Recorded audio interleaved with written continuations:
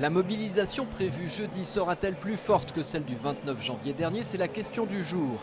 Il y a un mois et demi, 22 000 personnes avaient rejoint les différentes manifestations en Maine-et-Loire, 18 000 rien qu'à Angers. La journée de jeudi s'annonce en tout cas comme un jeudi noir. Cependant, la mobilisation des enseignants dans le primaire est estimée à 51%. C'est moins que les 2/3 du 29 janvier dernier. Sur le réseau des transports en commun, la Cotera d'Angers prévoit 31% de grévistes, là encore moins qu'en janvier, et assure 75% du trafic. Aucune perturbation à prévoir sur le transport scolaire et rural. A l'inverse, sur le réseau SNCF, des difficultés sont à prévoir. Notez par exemple 8 allers-retours Nantes-Paris, c'est moins qu'en janvier. La question est donc de savoir si les salariés du privé se mobiliseront en masse. Plusieurs manifestations sont prévues à Angers à 10h30 depuis la place Leclerc, mais également à Cholet, Saumur et Saugré. Allô Eric? Ici le PC Course de chez Bouvet. Eh bien, il y a du monde aujourd'hui. Je peux te dire qu'il y a beaucoup de monde. C'est devenu un rituel. Tous les jours, à 13h pile, les salariés de l'entreprise angevine Bouvet se réunissent autour de ce téléphone. Au bout du fil, c'est l'un de leurs collègues. Éric Lenné s'est lancé voilà 10 jours dans une aventure un peu folle.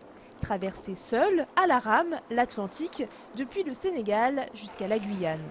22 concurrents participent à cette course, une course que les salariés de l'entreprise suivent avec beaucoup d'intérêt et de fébrilité. C'est génial humainement et puis sportivement parce que faire la traversée de l'Atlantique à la rame, à la force des bras, je trouve que c'est une aventure extraordinaire. Et même sans faire une place, s'il arrive à franchir la ligne d'arrivée, c'est grandiose. L'aventure d'Éric Lenné, c'est avant tout un projet commun. Le bateau a été construit ici, dans les locaux de l'entreprise, à la Membrolle-sur-Longuenay. Dominique est chef d'atelier. Il a coordonné la construction du rameur qui a mobilisé une vingtaine de volontaires pendant un an. On avait une fissure au départ au Sénégal. Depuis, Eric l'a bien réparé. Et puis maintenant, on est de tout cœur avec lui. Et puis il est quatrième, il est bien. Et puis on espère le podium maintenant. Aujourd'hui, c'est Sylvie qui est chargée de poser les questions à Éric. Sylvie était suppléante, c'est elle qui aurait pu remplacer le skipper. C'est très frustrant. J'ai eu beaucoup de mal juste la veille du départ, j'ai un petit peu craqué. Mais bon, maintenant, je sais qu'il vit vraiment une aventure superbe. Il est vraiment très bien.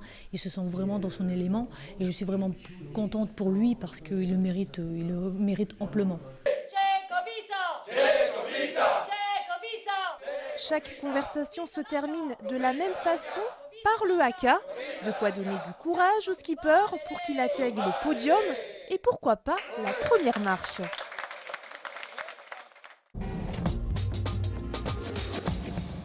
L'organisation de la restauration du logis royal du château d'Angers continue. Aujourd'hui, les monuments nationaux dressaient le calendrier des travaux. Ces derniers débuteront en 2010. Ainsi, la partie restaurée réouvrirait en 2011. Côté budget, pas de surprise, le montant s'élève à 5 millions d'euros comme prévu pour la toiture et les planchers. À cela ajouter 2 millions d'euros pour une accessibilité handicapée et la création d'un nouveau parcours. Donc le financement des travaux, comme le ministre l'a annoncé au lendemain de l'incendie, est entièrement supporté par l'État. Néanmoins, comme nous avons pu mesurer tout l'attachement que les particuliers avaient pour le château au moment de l'incendie, nous faisons quelque chose de tout à fait nouveau pour le Centre des Monuments Nationaux. Nous lançons une souscription avec le soutien de la Fondation du Patrimoine, à côté des entreprises du Maine-et-Loire qui s'engagent avec la CCI. Nous avons cette Fondation du Patrimoine et nous lançons une souscription qui a pour objet de rassembler 2 millions d'euros. Ainsi, chacun peut retirer un bulletin au château et participer à la restauration du monument pour n'importe quel montant. Le château en a également profité pour inaugurer dans la foulée sa nouvelle boutique ainsi qu'un espace de projection près de la tapisserie de l'Apocalypse.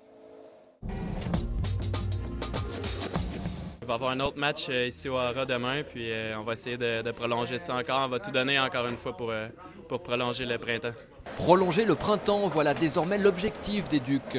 Mardi soir, les joueurs angevins ont réussi à entretenir l'espoir d'une qualification en finale des playoffs. C'était pourtant mal parti puisqu'ils étaient menés 2-0 après leurs 2 déplacements à Briançon le week-end dernier. Sur leur glace, ils ont réussi à prendre le dessus en menant 3-0 après seulement 8 minutes de jeu. Et même si Briançon est revenu à 4-3 dans les toutes dernières minutes, les Ducs ont tenu bon. S'ils gagnent à nouveau ce soir, ils iront jouer la belle samedi à Briançon. Nous avons quand même bien joué aussi les 2 premiers matchs. C'était pas si mal que ça. Et maintenant on a eu cette réussite et je crois que ça a donné beaucoup d'espoir pour les joueurs. Finalement, on peut les battre. En attendant, Grenoble se repose. Les Isérois ont validé leur ticket pour la finale en battant Rouen 3-0. Le courrier de l'Ouest en bonne place sur le comptoir du CDI du collège Jean Mermoz. Rien de plus normal car l'établissement angevin participe à l'opération Classe Presse.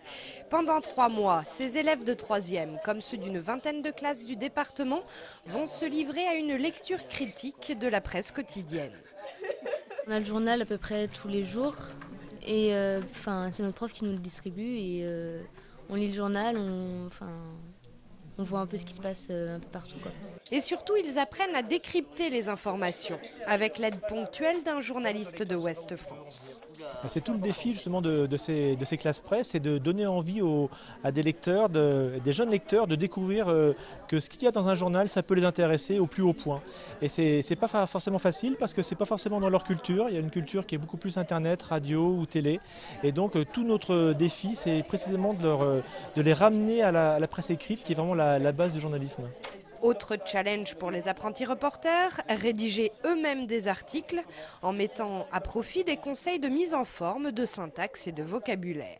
Par exemple, il ne fallait pas mettre de mots trop compliqués aussi, parce que sinon on ne comprenait pas, il y en a qui ne pouvaient pas comprendre. Voilà. Bref, quand on est journaliste, il faut écrire pour être lu et donner envie de lire. Et ça, en rédigeant un billet d'humeur sur le fromage, Boris l'a bien compris. Mordu de fromage qui pue ou haleine ultime, je le mettrai pas en rédaction de français. Donc je peux ressortir un côté humoristique dans les articles. C'est beaucoup plus intéressant de lire un article que d'une rédaction.